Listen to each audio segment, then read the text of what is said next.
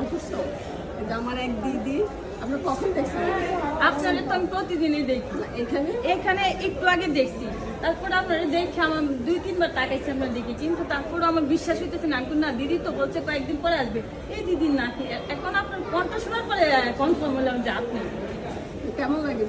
আপনার আমার অনেক ভালো লাগে, বা আপনার কথাগুলো আমার খুবই ভালো লাগে, যে আপনি মানুষকে অনুপ্রেরণা দেন বা সাহস যোগান, বা বাবা মার প্রতি এক্সপিরিয়েন্সগুলো বুঝান।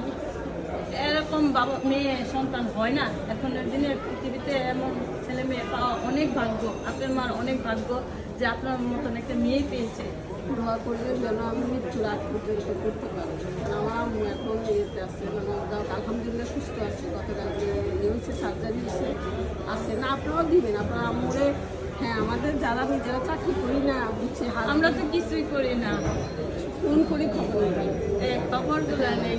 কারণ অনেক মারা আছে ফোন হাতে নিয়ে বসে থাকে যে সন্তানের একটা ফোন করবে। আমাকে অনেক মারা এই দুঃখটা কথা শুনে যে আমার সন্তান একটা ফোন করে না, সময় পায় না, ব্যস্ত, ফোন করবে। আমার তো দিদি কোনো বাচ্চা নাই, আমার তখন মনে পড়ে দিদি তো দিদি মার জন্য কত কিছু করে।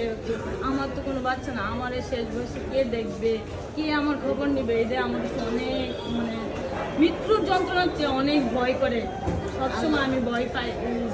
আল্লাহ ব্যবস্থা করে দিব। আপনার ছেলে মেয়ে আল্লাহ দেখবেন আপনারা এমনভাবে সুন্দর পৃথিবী থেকে দেখবেন। অনেক অনেক ছেলে মেয়ে আছে মারা কষ্ট করতেছে না, দেখতেছে না। অনেক ছেলেমেয়েরা মা বেশি দেখতেছে।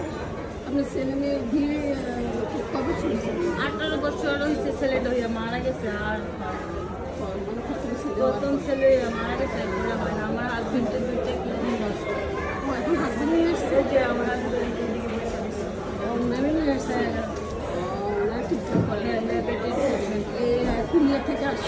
সকাল 6টার সময় বাসাতে রওনা দেয়, তারপরে আবার বাসা যেতে রাত্রি 10টা বাজে ডক্টর দেখানোর পরে বাসায়। তুমি কি করো? আমি টিচার। আপনারা সবাই দিদির হাজবেন্ডের জন্য দোয়া করবেন। দিদির হাজবেন্ডের 2টা কিডনি ড্যামেজ হয়ে গেছে, যেন খুব তাড়াতাড়ি আল্লাহকে সুস্থ করে দেয়। কারণ ওনাদের দুজনের মাঝে কেউ নাই, ওনারা দুজনা।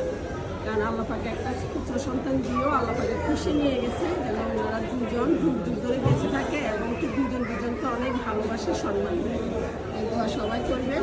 আর আল্লাহকে আপনাকে সাহায্য। আমার ভালো লাগতো আপনারা, আমি তো আপনারা দেখবো, আমি মানে কল্পনা আপনারা দেখে মনে হইতেছে যে আমি যাইতেছি গা ভাত খাইতে, কিন্তু 2-3 বার আপনাদেরকে তাকাইছি। তারপরে আমি তো না, এই দিদি কি এই জায়গাতে আসে পড়বো, ওই দিদি তো এইটা নিতে থাকে।